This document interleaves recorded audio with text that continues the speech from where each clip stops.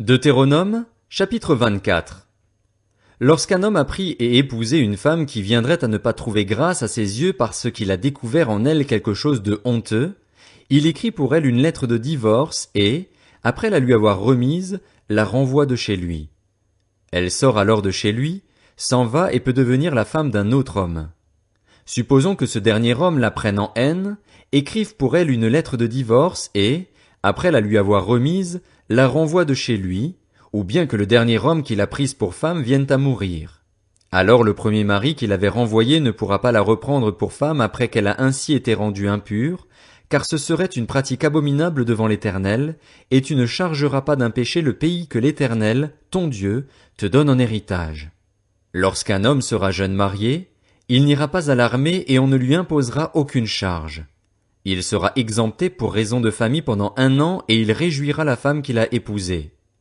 On ne prendra pas en gage les 2 pierres de meule de quelqu'un, ni celles de dessus, car ce serait prendre en gage sa vie même. Si l'on trouve un homme qui a kidnappé l'un de ses frères, l'un des Israélites, et a fait de lui son esclave ou l'a vendu, ce ravisseur sera puni de mort. Tu extirperas ainsi le mal du milieu de toi. Fais attention à la plaie de lèpre, afin de bien respecter et de faire tout ce que vous enseigneront les prêtres, les Lévites. Vous veillerez à agir d'après les ordres que je leur ai donnés. Souviens-toi de ce que l'Éternel, ton Dieu, a fait à Myriam sur le chemin de votre sortie d'Égypte. Si tu fais à ton prochain un prêt, quel qu'il soit, tu n'entreras pas dans sa maison pour t'emparer de son gage. Tu resteras dehors et celui à qui tu fais le prêt t'apportera le gage dehors.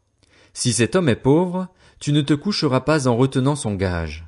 Tu le lui rendras au coucher du soleil, afin qu'il puisse se coucher dans son vêtement et qu'il te bénisse. Cela te sera compté comme justice devant l'Éternel, ton Dieu.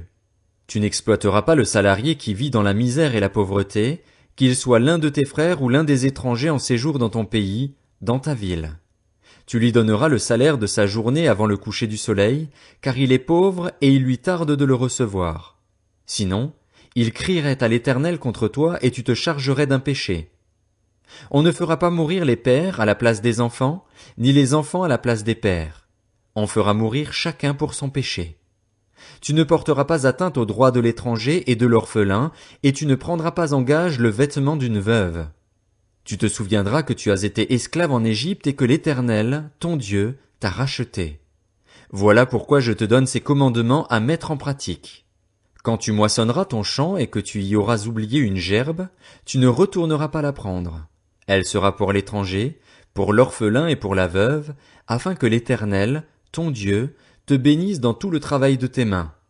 Quand tu secoueras tes oliviers, tu ne retourneras pas cueillir les fruits restés aux branches. Ils seront pour l'étranger, pour l'orphelin et pour la veuve. Quand tu vendangeras ta vigne, tu ne retourneras pas cueillir les grappes qui y seront restées. Elles seront pour l'étranger, pour l'orphelin et pour la veuve. Tu te souviendras que tu as été esclave en Égypte. Voilà pourquoi je te donne ces commandements à mettre en pratique.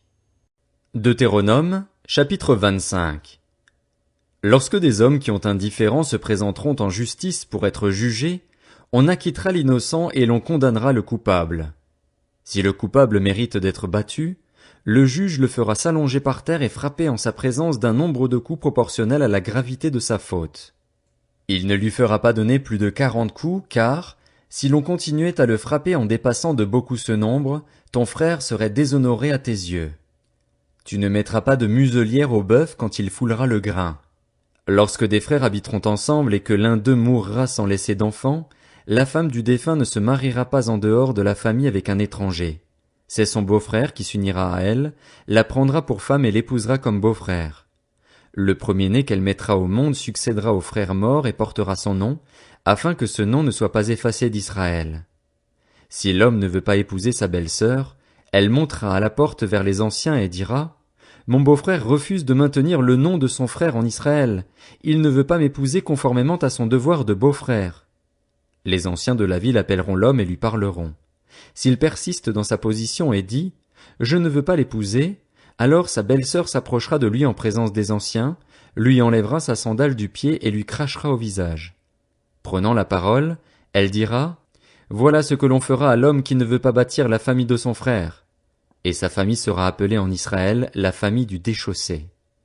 Lorsque des hommes se querelleront ensemble, l'un avec l'autre, si la femme de l'un d'eux s'approche pour délivrer son mari de la main qui le frappe, et que, avançant la main, elle attrape ce dernier par les parties honteuses, tu lui couperas la main.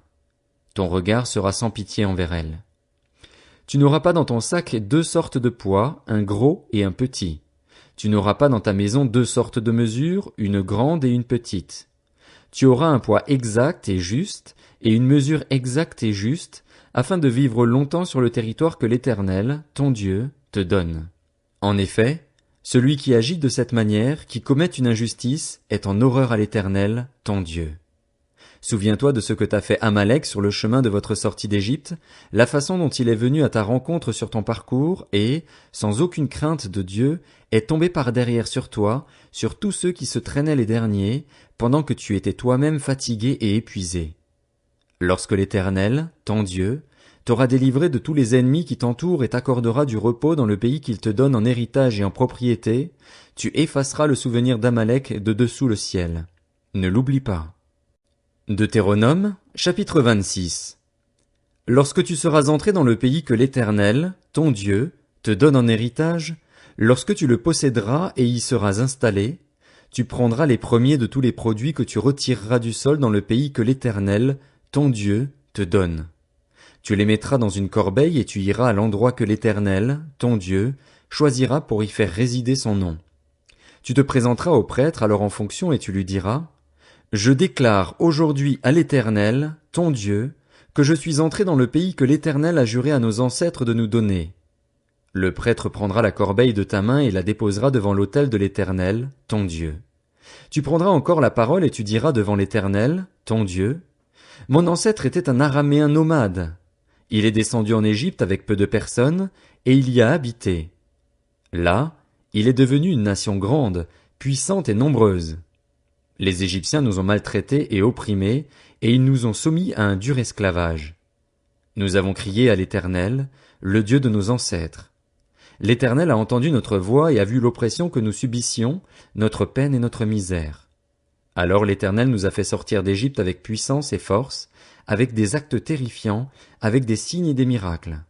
Il nous a conduits ici et il nous a donné ce pays. C'est un pays où coule le lait et le miel. Maintenant, voici que j'apporte les premiers produits du sol que tu m'as donnés, Éternel.